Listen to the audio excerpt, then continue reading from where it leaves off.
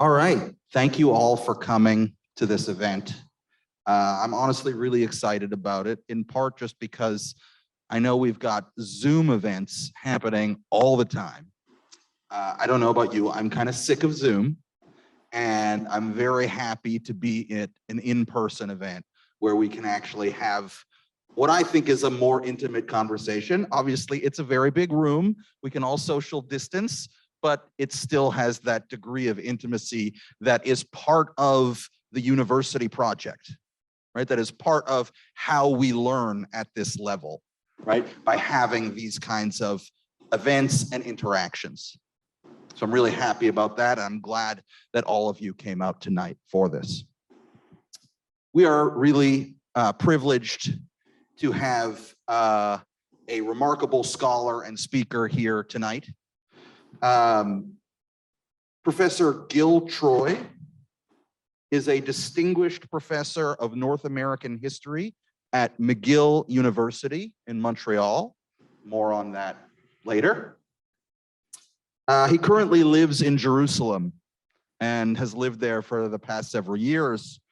And Gil is a distinguished professor in not one, but two fields.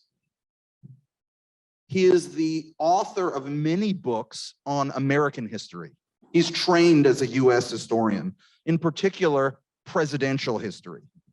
Right. Among the titles of his books are See How They Ran, The Changing Role of the Presidential Candidate, Mr. and Mrs. President, From the Trumans to the Clintons, Leading from the Center, Why Moderates Make the Best Presidents, The Reagan Revolution, A Very Short Introduction, and The Age of Clinton, America in the 1990s. Right? A lot of really interesting topics on US presidential history. But alongside that, Professor Troy has also had a distinguished career as a scholar activist of Zionism. He has written several books on Zionism, including Why I Am a Zionist, Israel, Jewish Identity, and the Challenges of Today, Moynihan's Moment, America's Fight Against Zionism as Racism, The Zionist Ideas, Visions for the Jewish Homeland, Then, Now, Tomorrow, and Never Alone, Prison, Politics, and My People, co-authored with the Israeli politician Natan Sharansky. Gil grew up in Queens, New York, and he received his BA and PhD from Harvard University. But he has spent most of his career at McGill University in Montreal. And as some of you may know, I am from Montreal. And Gil and I go back a ways. My father is also a professor at McGill University. And Gil and my father are friends. And when I was in college, in fact, Gil quoted an article that I wrote in my college newspaper in his column in the Canadian Jewish News. Gil had a regular column in the Canadian Jewish News. Before Gil had a column in the Canadian Jewish News, my father had a column in the Canadian Jewish News. And from 2017 to 2020, I had a column in the Canadian Jewish News until it briefly folded because of COVID, but it's actually making a comeback. And who knows, maybe I'll write something in the new edition at some point, and maybe Gil will as well. But so yeah, we go way back, and it's just really nice to have Gil coming here all the way from Israel to speak to us about this really, really interesting and important topic.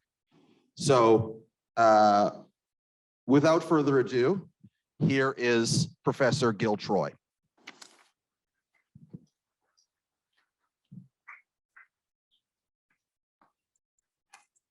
Thank you, David, for that very kind introduction.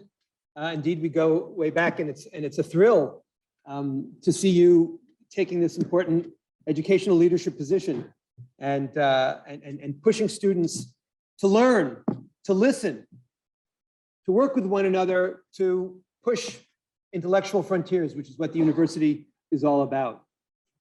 And indeed, I want to echo what David said.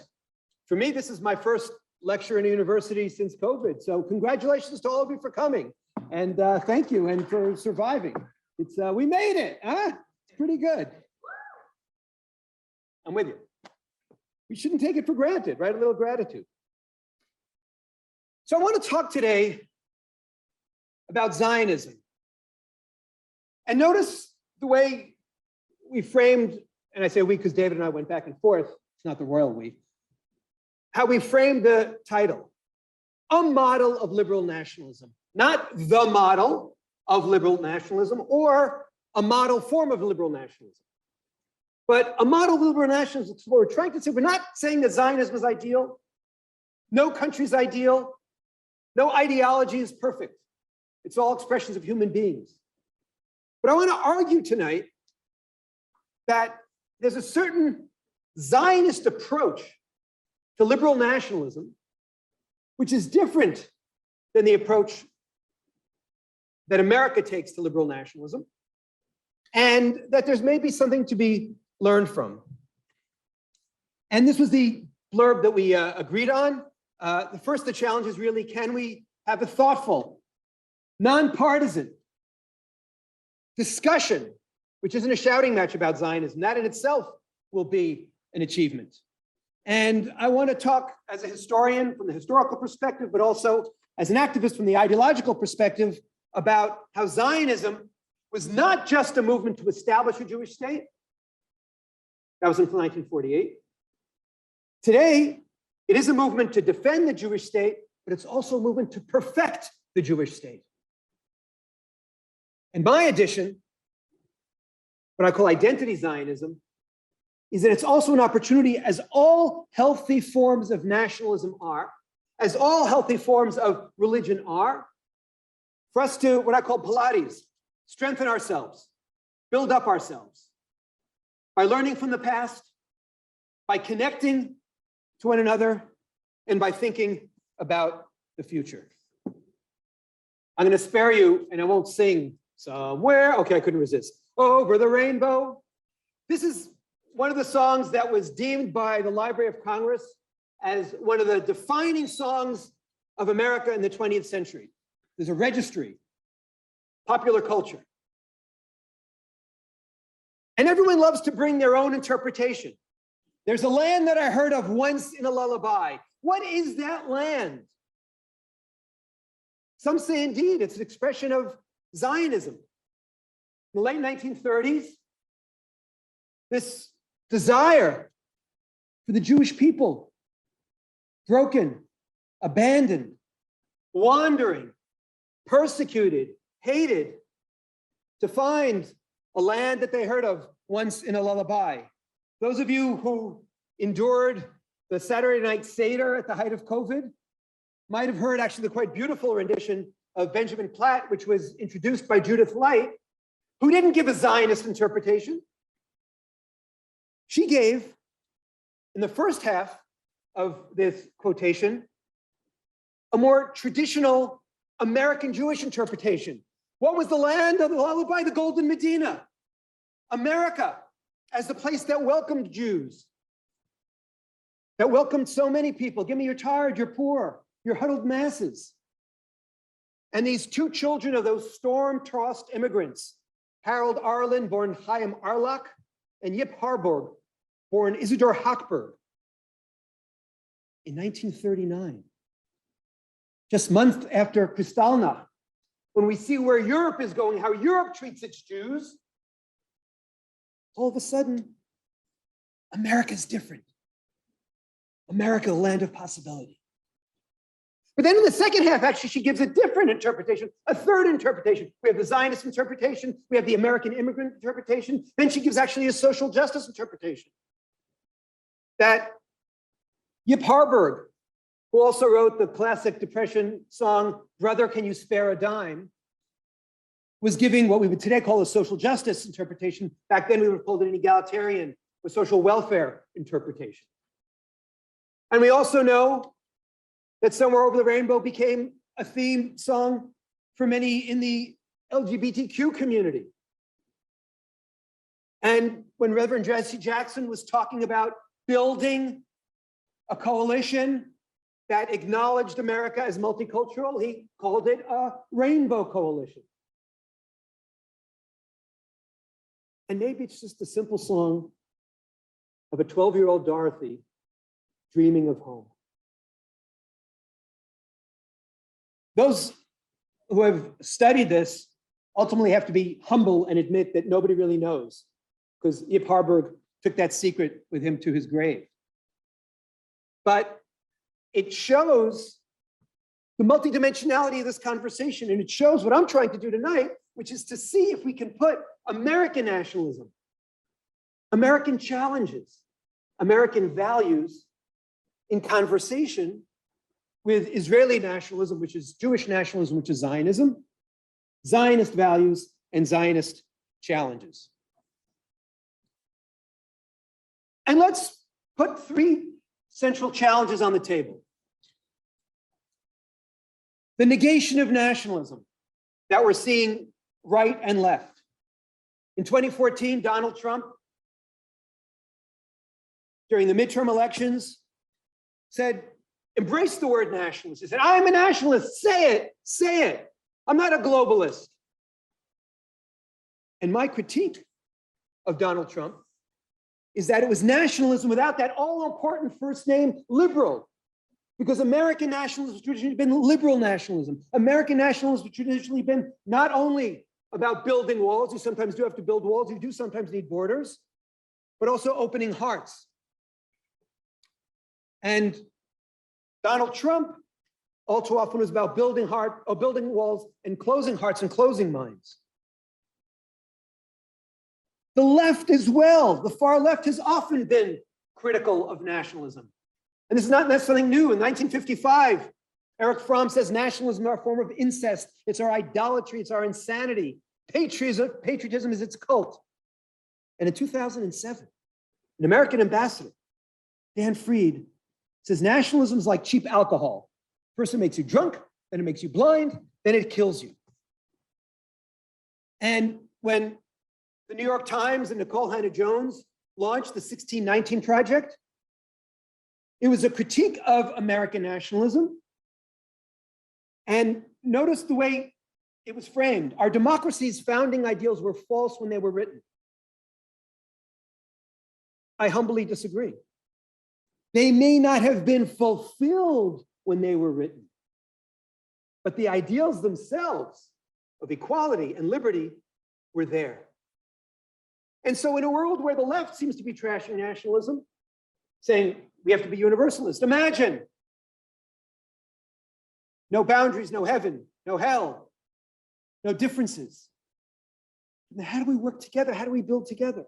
And when the right is taking a form of nationalism and turning it, how do we find a centrism? How do we find a golden path? How do we find a golden mean? So that's the crisis of nationalism. Nationalism itself has become a dirty word. And the second crisis, I'm talking about ideological crises. There are so many crises these days, we all know, is a democratic crisis. And I say lowercase d. I'm not talking about the Democratic Party. We can talk about that in group therapy later, for those of you who are reeling from yesterday. But I'm talking about democratic despair, a lack of faith in democracy, a feeling that democracy doesn't work anymore, a feeling that this democracy has become dysfunctional. And it gets to a fundamental question of what's a government for, what's a democracy for? In 1859, in On Liberty, John Stuart Mill argues what the great Isaiah Berlin ultimately called about negative freedom. He says basically, the less government we have, the better. We want a government which simply doesn't intrude. We want a government which simply doesn't impose. The only purpose for which power can be rightfully exercised is to prevent harm to others. The most basic thing, self-defense. John Locke, social contract. We give up our basic rights a little bit so we can work together, so we can live together. It's actually, in some ways, an even more narrow perspective than the Declaration of Independence, because the Declaration of Independence had taken John Locke, Thomas Jefferson, in writing the Declaration of Independence, takes John Locke, and instead of life, liberty, and property, turns it into life, liberty, and the pursuit of happiness, which is much more expansive. And what is the pursuit of happiness? And what is the government's role in that?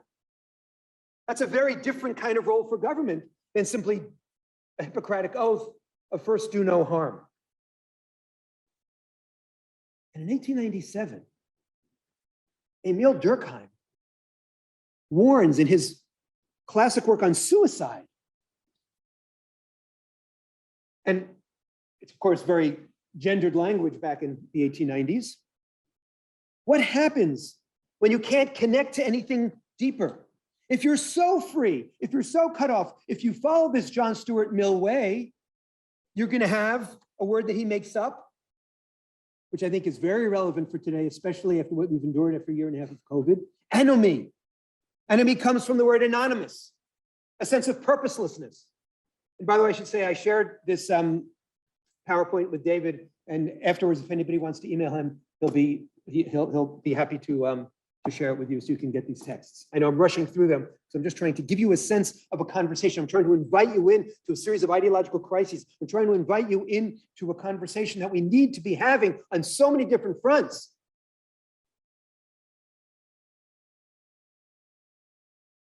Should government worry about individuals with anomie?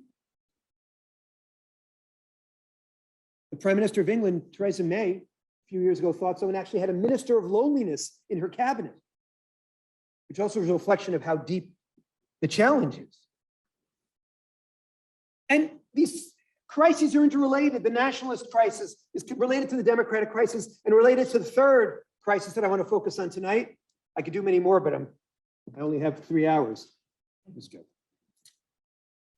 What I call I squared, we have N squared, the negation of nationalism, we have D squared, the democratic despair, and I squared is the isolation of individuation. That individualism taken to such an extreme leads to anomie.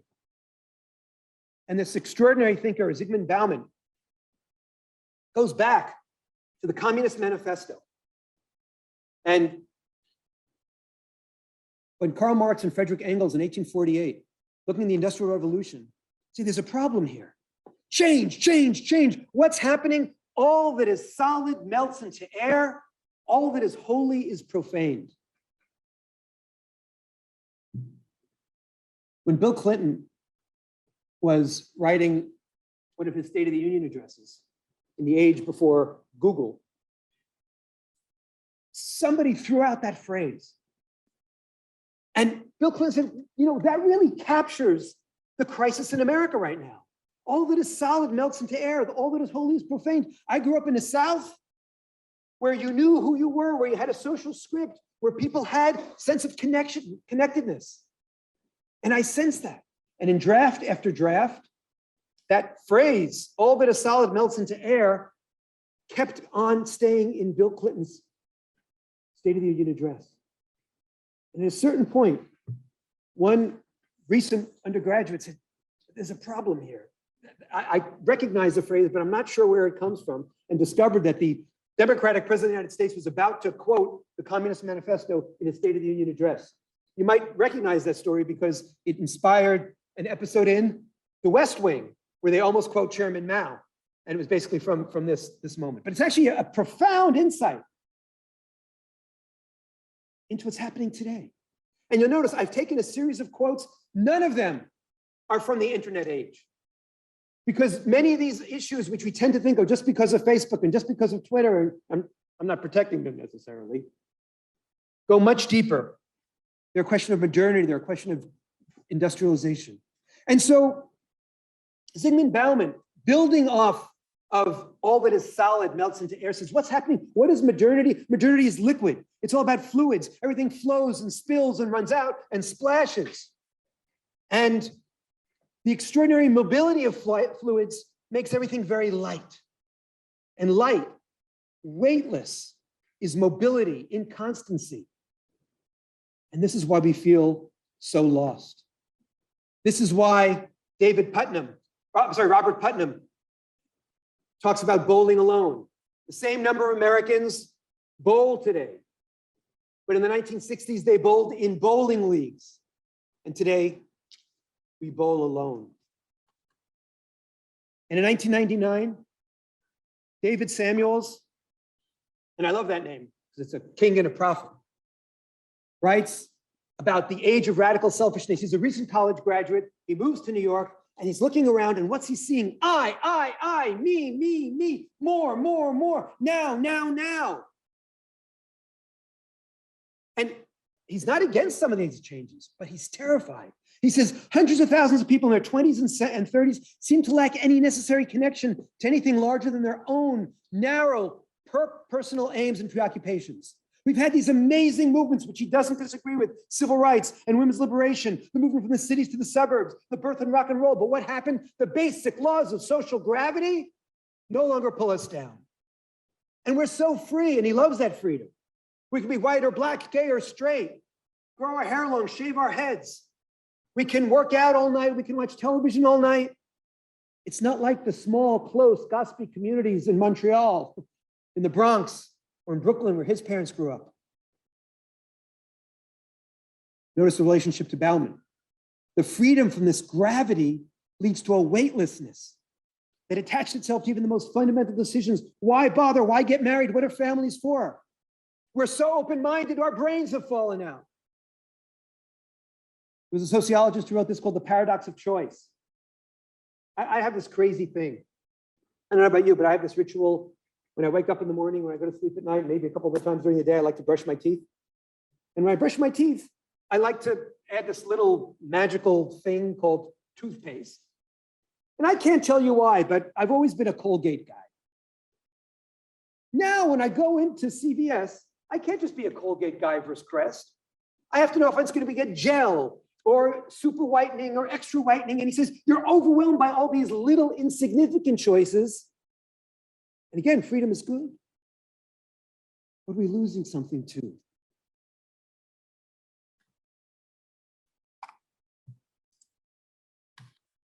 And Robert Bellah, in 1985, in a group of sociologists, said, with all this freedom, and now we're looking at individuation, leading to loss of faith in democracy, leading to a loss of sense of nationalism, we now have a sense of radical individualism. What is the college experience? You leave the home. In the Jewish tradition, you have the bar mitzvah, the bat mitzvah, which suggests that maturity is to embrace the family, embrace tradition, embrace community, embrace responsibility. And all too often, college is all about cutting those ties and freeing yourself from family, from community, from tradition. And we're a nation of searchers, he says, but what happens to our citizenship? What happens to our community? And how is it with all these goodies? How is it that with all this freedom, there's so much misery out there?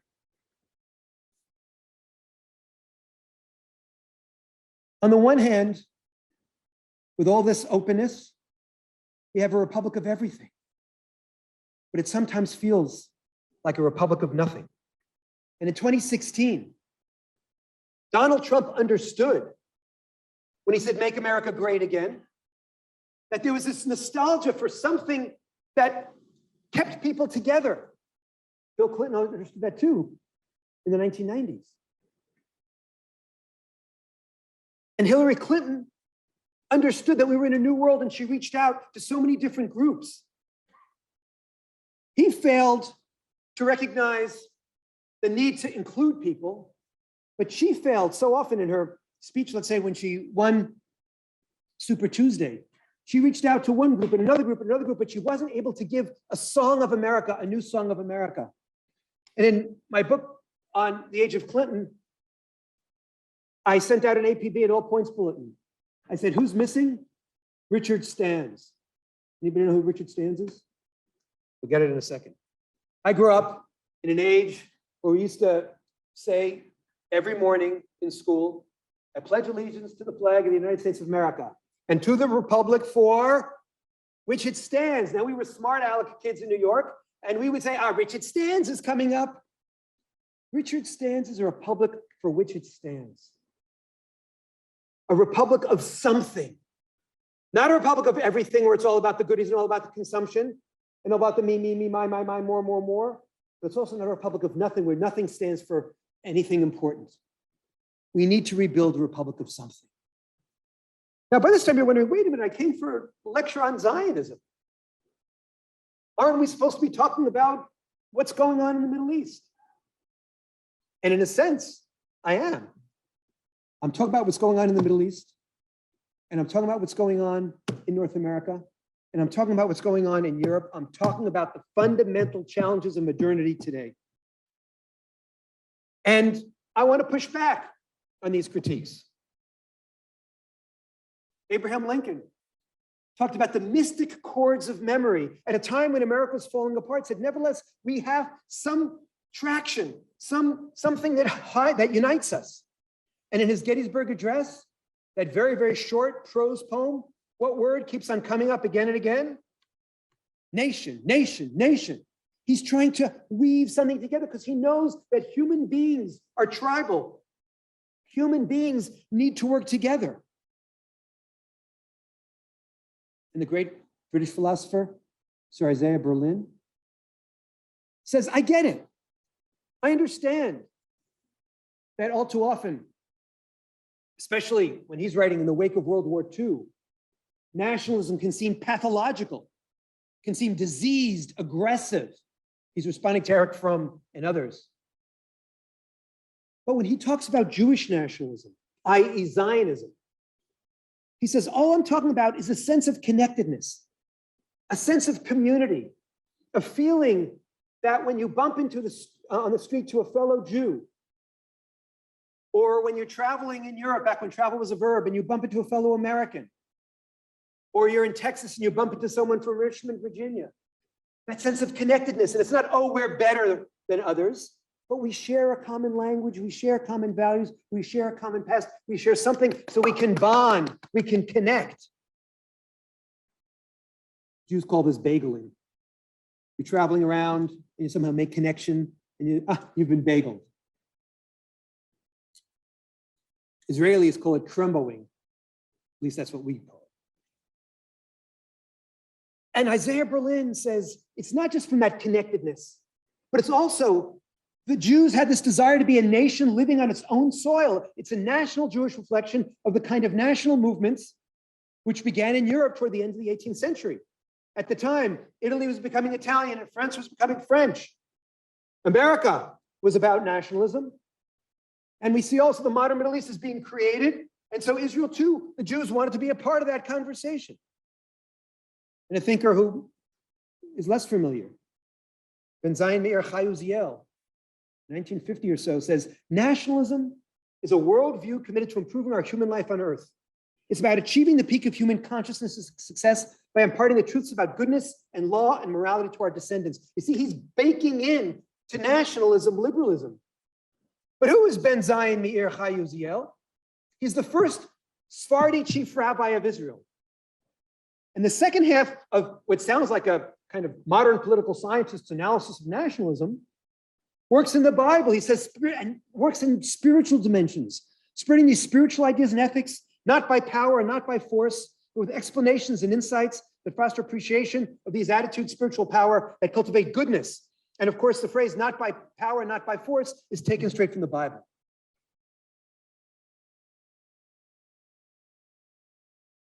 And more recently, an Israeli scholar, Yuli Tamir, writes a book, Why Nationalism? Yuli Tamir, her formal name is Yael Tamir, was in the labor government for many, many years. She was Minister of Education. She's very much from the left. She's one of the founders of Peace Now. But watching the conversation about nationalism on the left deteriorate, she said she felt compelled to write about nationalism. And she said many of her academic friends mocked her.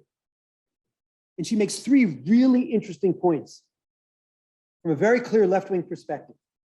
And you'll see how she's addressing all these three issues of nationalism and democracy and individuation, identity.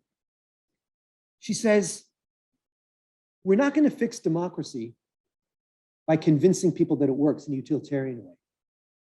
It only works as a national framework, as a framework that provides meaning and reasons for us to care about one another, to bring a more collectivist spirit into our conversations, into our lives, into our politics. She says globalism enlarges the gulf between classes. And what's the most important thing to me as a left-winger about nationalism? It's cross-class appeal. She says, I can't understand how to explain to a gazillionaire why he or she should pay higher taxes by simply appealing to his or her humanity. I could try, but it won't really work. But it will work much more effectively if I talk about neighborhood, community, nationalism, the polity. And so as a left-winger, she says, I can't believe that too many of my left-wing friends are giving up on nationalism as a tool to try to reform the country, as a tool to try to make the world a better place, as a tool to get us working together. And then she says, with this ability to connect a group of people to a particular geographical place, I also understand the power of home. We've been Zooming. I know it's one thing, sometimes people blur the backgrounds. I never blur my background because I want people to see my chaos. I want people to see my books. I want people to see pictures of my kids. And she says, we could create societies without individual character, with no language. They tried that with Esperanto. See how that worked? We could try to create polities to get people working together without a sense of connectedness. But she says a healthy democracy allows for cultural expression, allows for the majority to celebrate Hanukkah or Passover on the streets. When somebody comes to me in Richmond, Virginia, or New York, or Montreal on December 24th and says, happy holiday, you know what I say to them? Merry Christmas. Because I acknowledge the majority's right to establish something in the public square that reflects the majority of Christians. But as long as minorities are respected, accepted, allowed to express their individual rights and their collective rights in their own way, it works as a democracy. So you see in this one book, she addresses the issue of the democratic crisis, we need a nation. The national crisis, we need cross-class appeals, and the sense of home. So before I get to Zionism and my definition of Zionism, I have to kind of clear the brush and point out that nationalism is a neutral tool. Think of the Jewish experience in the 1940s. Jews experienced nationalism at its ugliest, at its most murderous, at its most despicable as victims of Nazism. And in 1948, Zionism, in establishing the Jewish state, gave Jews a sense of nationalism at its most empowering, at its most soaring, at its most idealistic. It's a neutral tool. What do we do with it? How do we handle it? And maybe we get confused, and so I'm suggesting that we can think of patriotism as our like romantic feelings about the country. But nationalism is simply acknowledging that we live in a world with 192 countries that are organized. It's the constitutive glue, to sound like a political scientist for a moment, that works in the modern world. It's what keeps the countries together, and not every national group has been lucky enough to express itself through a nation. We lived in Quebec, both David and I, and there's the Quebec sense of peoplehood that is not fully expressed, obviously, through Canada, through Canadianism. Life is complicated. And we should also just add that populism is not necessarily nationalism, right? We have to distinguish between populism, which is a political style based on demagoguery or charisma or a sense of where the people are at, as opposed to nationalism and patriotism. And so I'm trying to appeal to an America that often seems to have lost its way, to an America where I have to say I'm shocked. In the last couple of weeks, I've started seeing the word succession emerging in some op-eds, in some essays. To America, which has lost the balance between universalism and particularism, to start shopping around to other countries and other forms of nationalism and say, is there something in other expressions, including, I would argue, Zionism, that teaches a different balance of the I and the us, of the national and the personal, of the universal and the particular.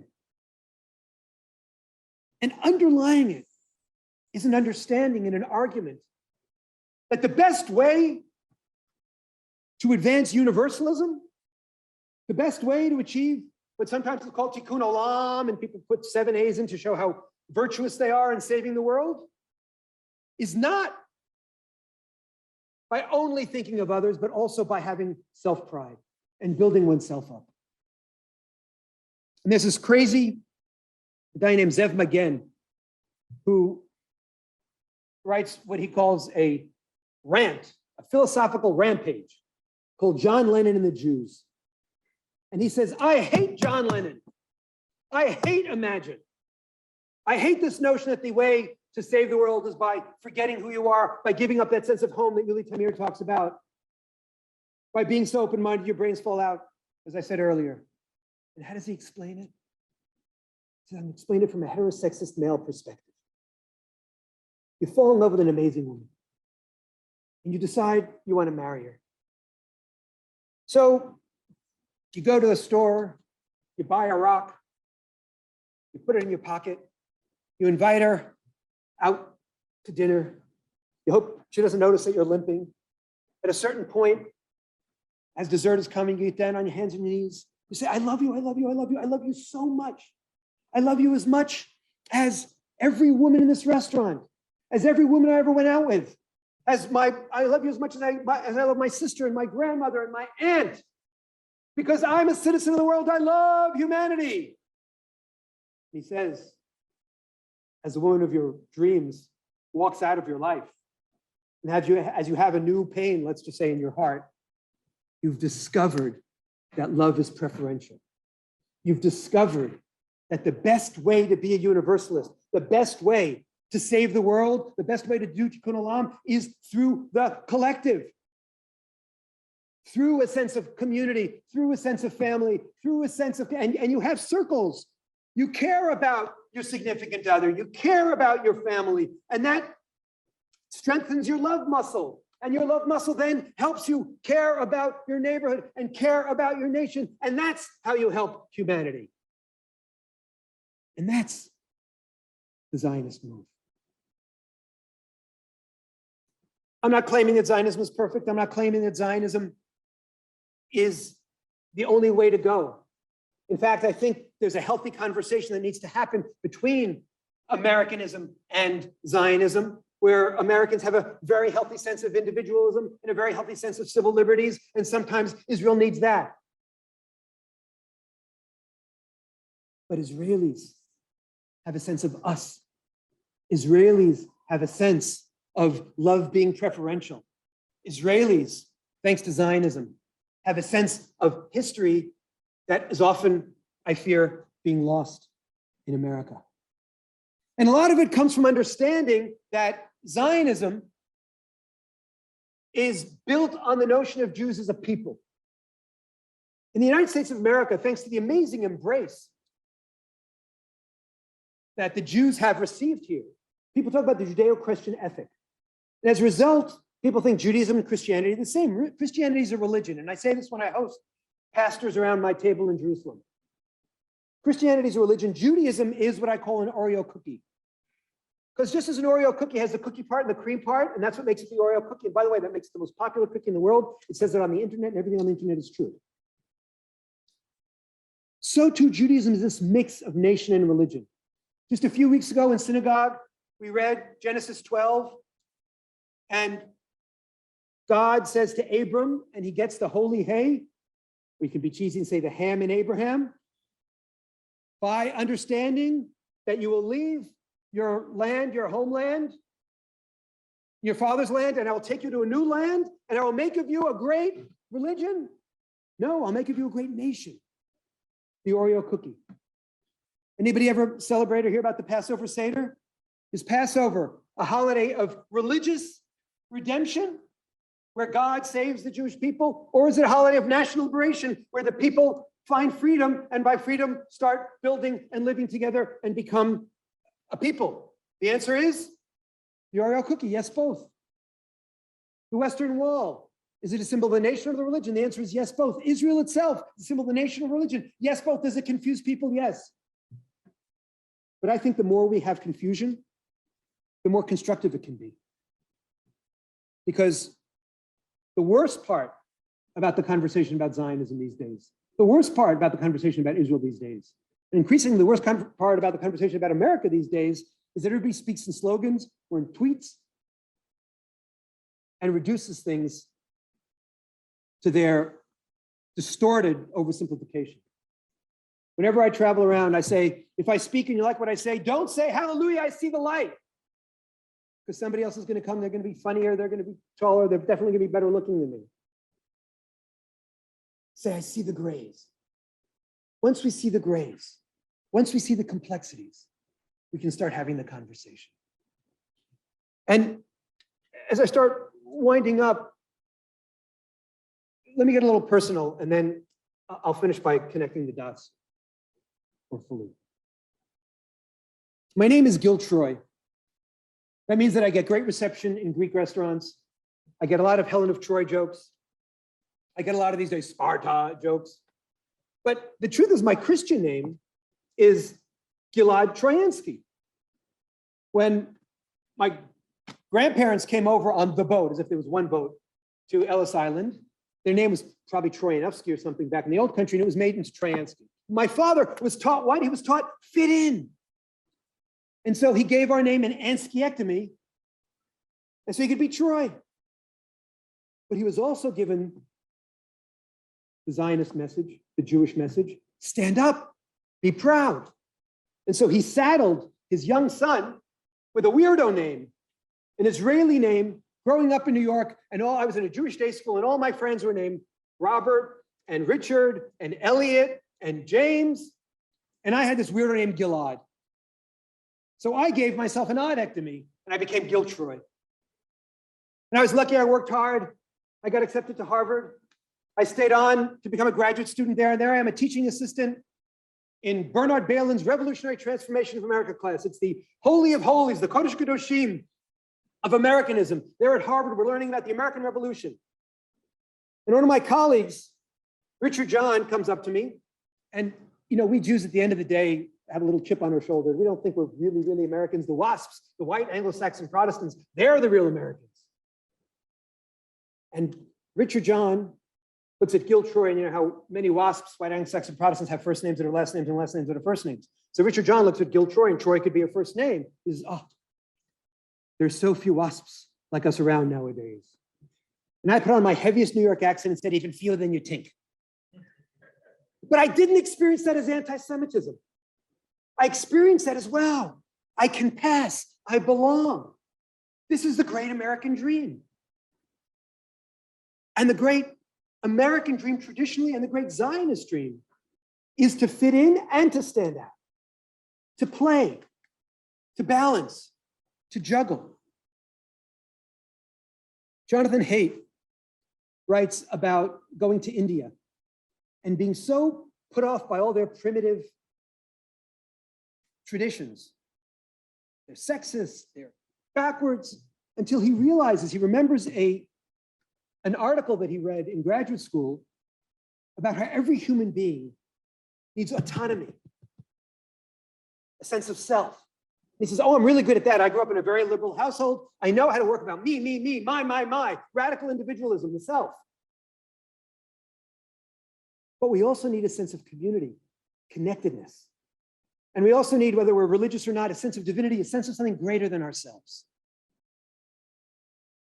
And for me, the Zionist project is built on these three fundamental pillars: a sense of individualism, a sense of community, and a broader sense of purpose. Zionism, just to give a quick definition, is the movement of Jewish nationalism that says, first, we are a people.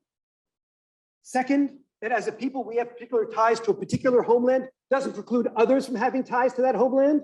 And now I'm actually talking for a second about where I grew up, Manhattan, where for $24, the Native Americans sold the rights, right? And so you can have two peoples in love with the same land. It doesn't negate my love for the land. It doesn't negate their love for the land.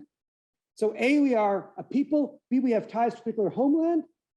And C, we have the right to establish a state on that land. And over the years, as I saw how Zionism was being distorted, how Zionism was being politicized, how Zionism was being demonized, how Zionism was being hyper-politicized, I started working more and more on this notion of identity Zionism. And that's the Zionism I tried to introduce you to tonight. A Zionism of possibility, a Zionism of hope, a Zionism of complexity, but a Zionism ultimately that's responding to our existential need to connect to one another, and to connect to our roots. And that form of Zionism is a Zionism which reflects the human condition and respects others who also feel that.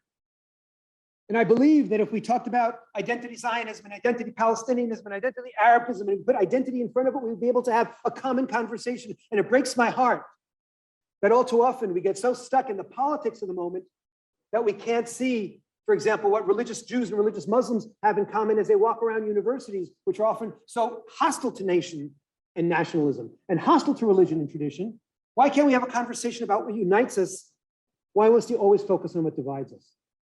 On this, my Rebbe is Mayor Ed Koch, who said, if you agree with me on 7 of 12 things, please vote for me. If you agree with me on 12 of 12 things, please see a psychiatrist. So I'd like to invite you to agree with me on 7 or 5 or 4 of 12 things. For us to enter into a conversation which would say, what do we need as human beings?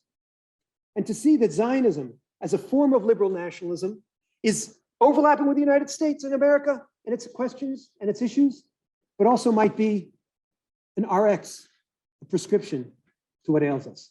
Thank you very much.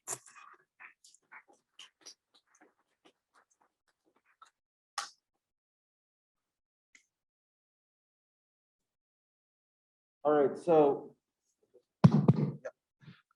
we have some time for questions remaining. Thank you so much for that talk. So I'm going to be able to pass around the mic if there are any questions from the audience. Okay.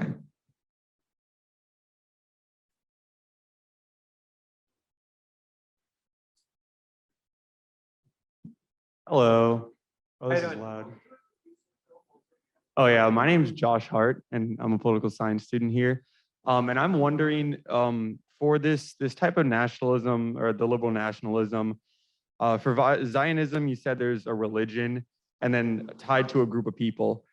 So what do you think could tie the, America together in this type of nationalism? Thank you for that.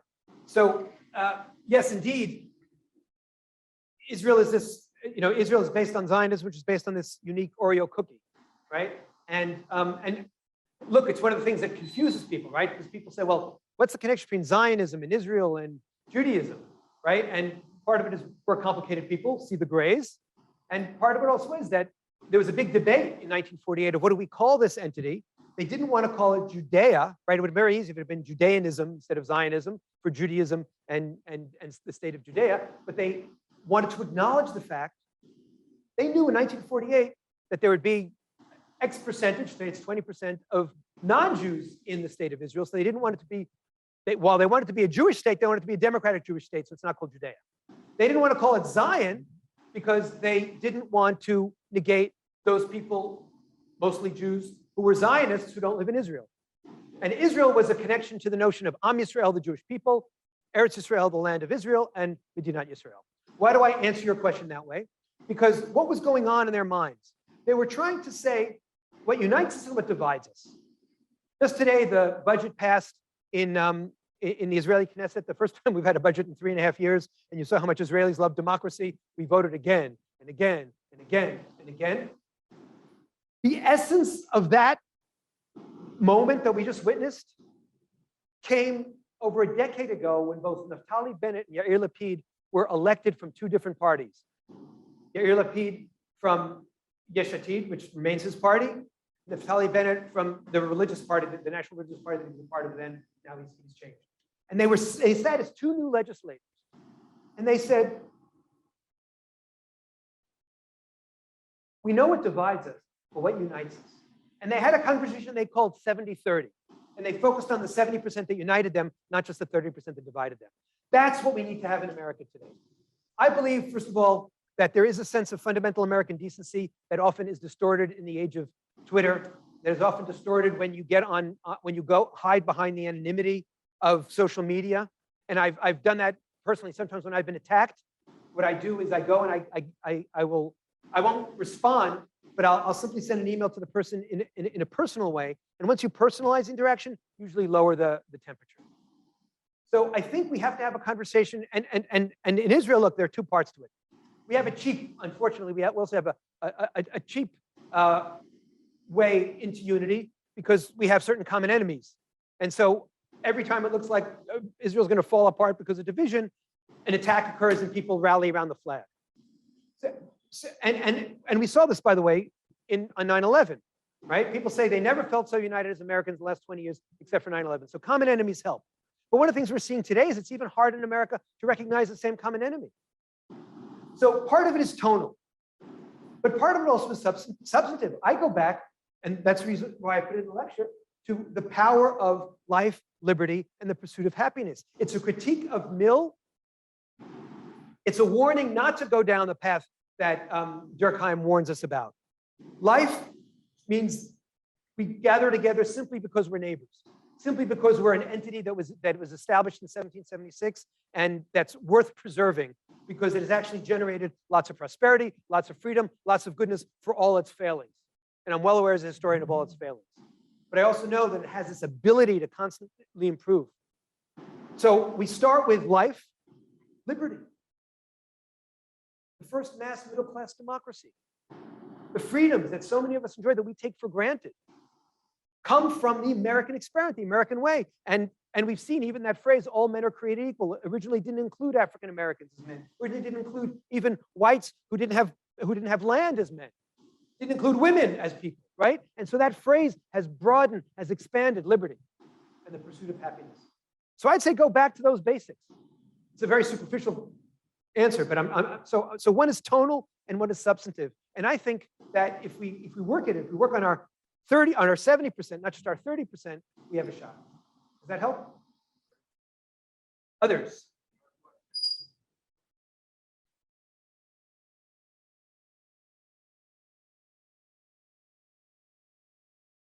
Hi, my name is Lee Moore. Hi. Like Gil.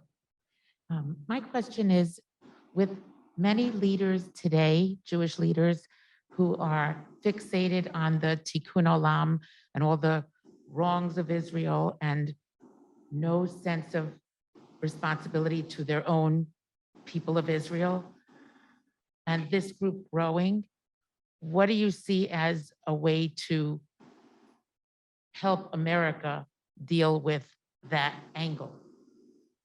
So this is my this is my identity Zionism solution, right? I think that, and I've tried this when I came out with this book, The Zionist Ideas, in 2018, and it coincided with the 70th anniversary of the State of Israel. And I said, I want to launch a whole series of Zionist salons. I want to see if I can get people speaking to one another about what Zionism means, about identity Zionism, about what it means to be a part of a people, about that 70%, not the 30%.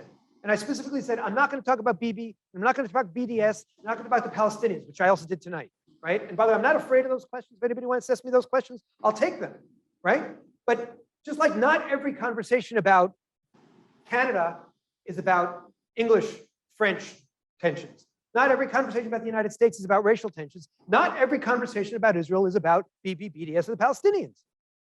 And I said, well, it's the 70th anniversary. If there are 70 Zionist salons all over the world, I'll feel like I did my business. When COVID hit, I'd already done, just personally, without any infrastructure, over 200 conversations, mostly within the Jewish world, but also outside the Jewish world, reading Zionist texts, reading some of these quotations, talking about who we are, who we've been, and who we can become. through this network, through the sense of community, through this values conversation. And I found, again, the Pilates analogy, that by strengthening the core, people walked out saying, okay, I might disagree with this or that, but I'm not going to trash the Israeli government when it's under the gun, because I also have a sense of loyalty. I'm not going to trash my fellow Jews, even if I disagree with them, because I have a sense of community. I'm not going to trash our ideals because I understand that ideals are not true or false. Good ideals, worthy ideals like life, liberty, and the pursuit of happiness are fulfilled or unfulfilled. I remember the words of David Ben-Gurion, first prime minister of the state of Israel. When 1966 was asked, well, big shot, what do you think? Has this country fulfilled all its ideals? And he said, not yet. I love that answer. I'm a not yetist. I'm a not yet Zionist. Identity Zionism is about that conversation. Identity Zionism is about the connection between what being a part of a collective means and what being a part of an individual means. And when it works, when it really works, and we've seen this at different parts in American history, we've seen it at different parts of Jewish history, and I think we're seeing it right now in Israel, that when it works, one strengthens the other rather than one weakening the other. And it brings out, to go back to Abraham Lincoln, what did he call it? The better angels of our nature, not our worst selves. And all too often, we've seen how leaders from the far left and the far right bring out our worst selves or define us and freeze us in our worst moments. And that's not the way to help. That's not the way to heal. That's not the way to grow. That's not the way to work together. And that's not the way to have each other's back.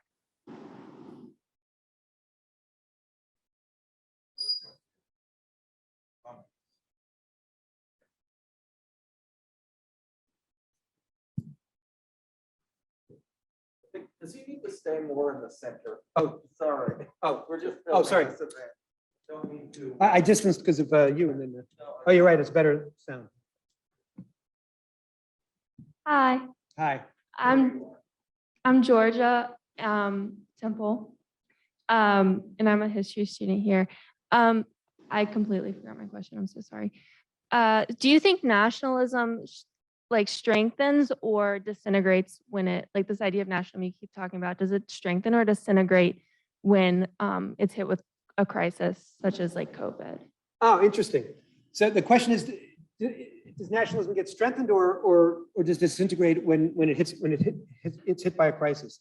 And I'll give the cheap answer and then a more sophisticated answer. The cheap answer is that by describing nationalism as a neutral tool, but liberal nationalism is a good, I would say that nationalism can collapse or can be strengthened by various crises. But I would say liberal nationalism is always strengthened by crisis, almost always strengthened by crisis. And I could point out things from the Civil War to the American Revolution to the 48 War to all kinds of examples. But now let's look at COVID. What's so interesting about the COVID crisis, and I think this played out a little more healthily in Israel than the United States, and that's one of in the 3-hour version of the lecture, we would go into it, is there were two fundamental takeaways from COVID. One, the universalist message, right? COVID respected no boundaries, respected no borders. And not only that, but in order to fight effectively against COVID, we needed to have the international community, the Republic of Science, right? I got triple vaxxed thanks to Pfizer, and Pfizer was ultimately, it was a mix, it was a German-American collaboration. So we put nationalism aside, we rolled up our sleeves, and the Republic of Science worked. At the same time, immediately, what did we do? You had to go into your home. And we needed our boundaries, we needed our borders, so we wouldn't spread COVID from nation to nation. And in some places, like New Zealand, and I would argue on the whole in Israel, that sense of national connectedness worked. And people looked out for one another. We had this incredibly moving moment. The first Seder, the first Passover of COVID, and we're all in lockdown, and we're all, instead of having Seders of 30 and 40, I have some friends who have Seders of 70 and 80, people in the tents in the desert. We were all in our small nuclear family, and a WhatsApp went around our neighborhood before the start of Passover. And they said, at 8:30, come outside and sing Manish Kana, the song for all the children, asking what's different. And at 10:30, come out and sing L'Shana Haba B'Yerushalayim, next year in Jerusalem. And at 10:30, when we all got out and we sang at the top of our lungs, next year in Jerusalem. What were we singing? We were singing next year free of COVID. Okay, it took a little longer. But we were acting, even though we were individuated, we were acting as a mass.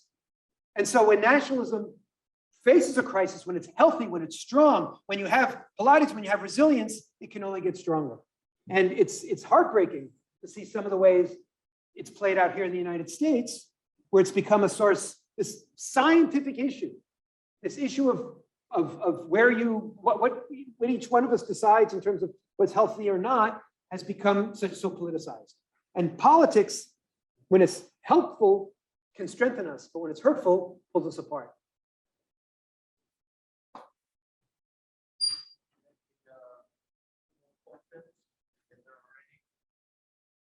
Okay, we got one over there, and we'll go one over there.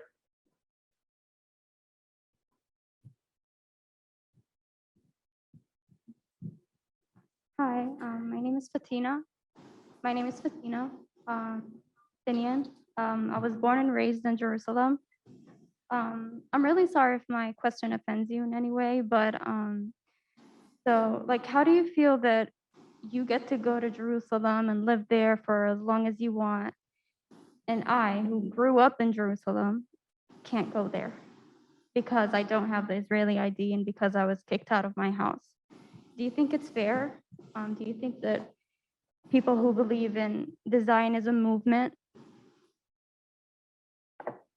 are just, I don't know, like, are they like not thinking about us Palestinians who were kicked out of their houses because a group of people just came and decided that, okay, they want to own this land and they want to take our houses away and give it to someone we totally never like knew anything about? Or like, do you think it's fair? Just Zionism in general, do you think it's fair? It's a fair question. I think the premise of your question is oversimplifying history. And first of all, it's negating what I said earlier of two people in love with the same land. It's negating the fact that there's a very strong Jewish tie to the land. It's negating the fact that if you want to talk about the original Aboriginal people, the indigenous people of that land, the Jews have been connected to that land for thousands of years. The Jews have been using the same Bible, speaking the same language, praying when they weren't there because they were forcibly exiled to that land. And if we can acknowledge the Jewish claim to the land without negating the Palestinian claim to the land, that's the work we have to do on the Jewish side. And many of us have done that. And the work that has to be done on the Palestinian side is acknowledging the Jewish claim to the land while also asserting the Palestinian claim to the land. I think that with goodwill, I think with a civil democratic culture on the Palestinian side as well as the Israeli side, we could find a compromise. I believe that if we acknowledged complexity, if we acknowledged the pain and the pathways of both peoples, we could find a way to live together. And there are many, many people. I wake up every morning in Jerusalem and I jog along a jogging path where there are, I pass people with hijabs. I pass people, all of whom are huffing and puffing away in the Republic of Sport. Some of them are Palestinians, some of them are Jews. We have now in the polity of Israel, the Israeli Arabs, 20% of whom are, it's 20% of the population Israeli Arab, 20% of whom are our nurses and our doctors. We saw during COVID how important they were in part of the Republic of Healing that we were emerging. So yes, there are some Palestinians who, because of, I would argue, the decisions that some of their leaders have made, because I would argue some of the violent turns that terrorists have made, aren't able to come home. And I hope that we can work together to create a situation where we can respect one another, live together with one another, and have democracies on both sides.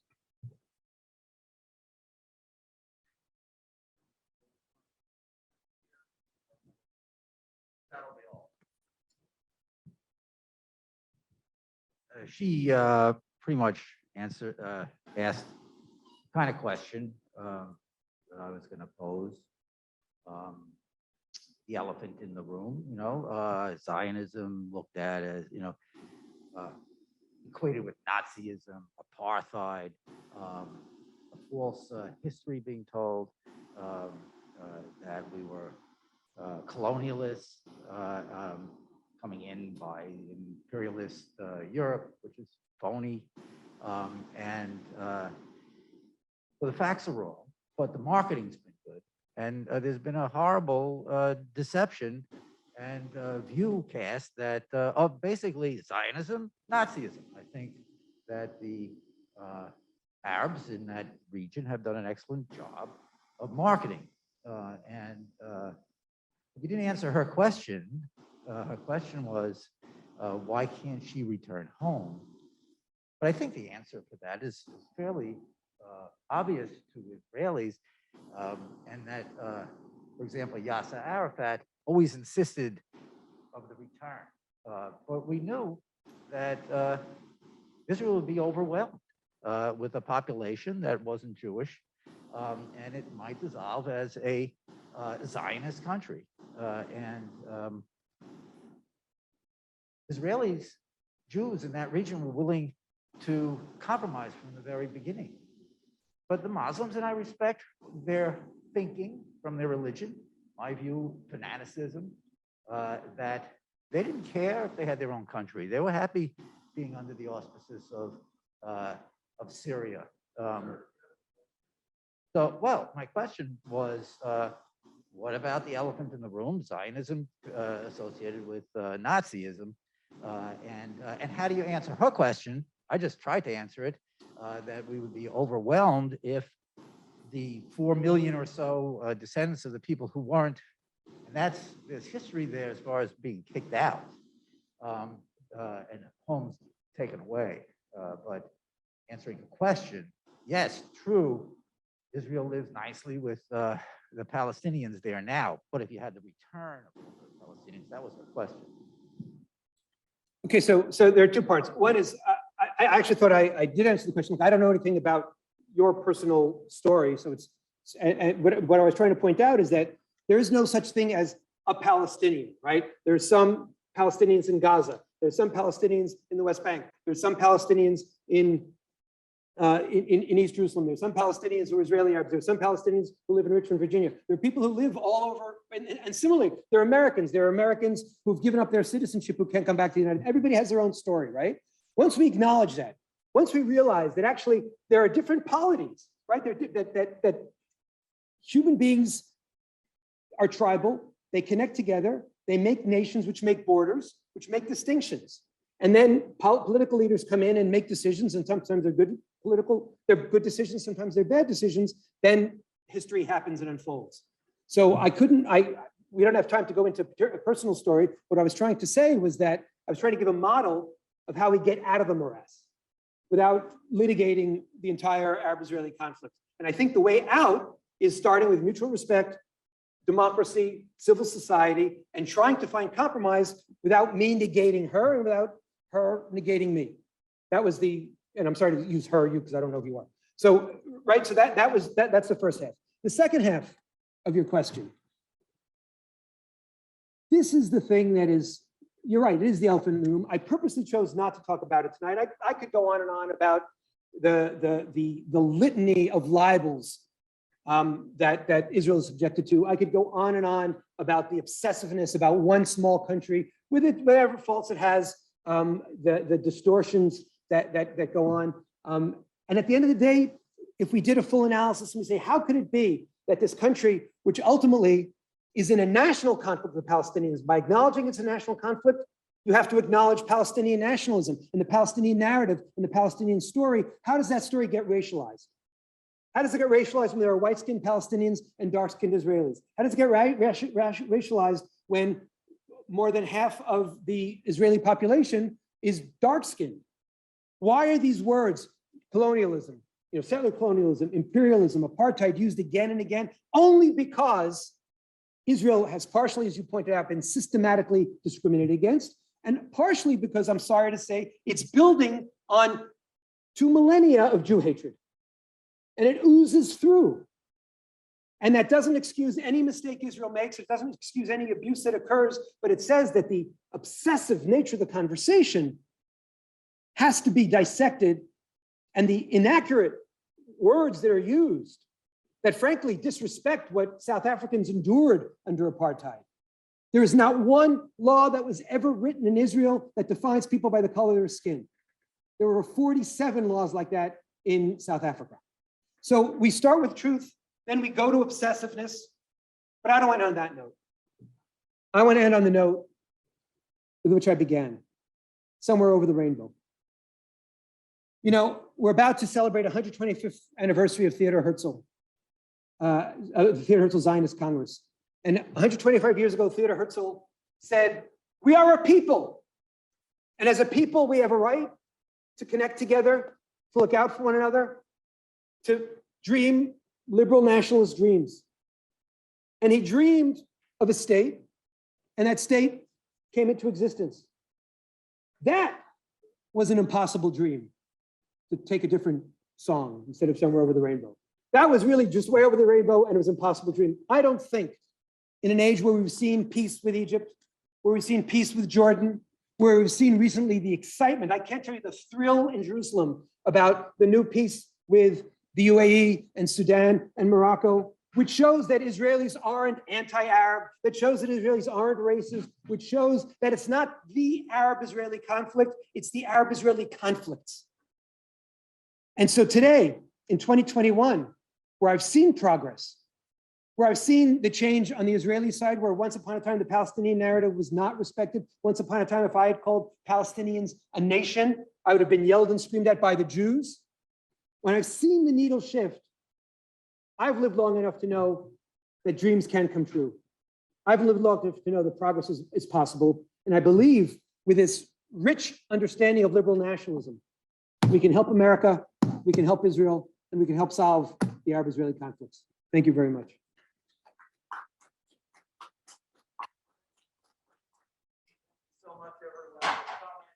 And hope you enjoyed, hope you had a good evening. If you're one of my students, you can get extra credit if you submit a short assignment about this.